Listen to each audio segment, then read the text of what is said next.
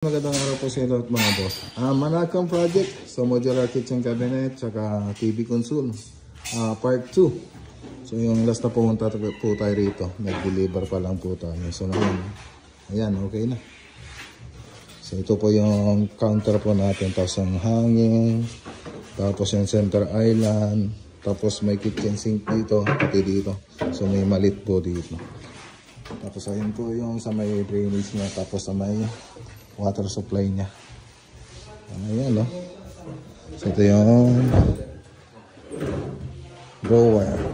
Oh, ayun. Okay, so ito yung sa may rep naman. Ayan. Ayan, fingerin natin mga boss.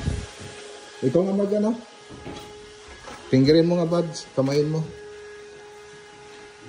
Ayan. Ayan, pininger na ni Badinoli. Wala pang takip. Wala pang takip. So ayun mga boss.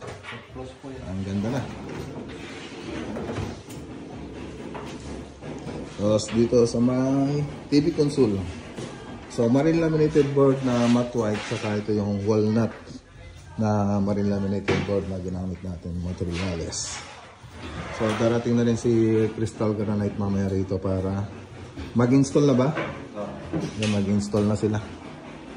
Ayan, siya po yung kinuha natin pag-install ng granite, si Boss Alvin ng Crystal Granite. Alright, so balikan na lang po natin ito mga boss.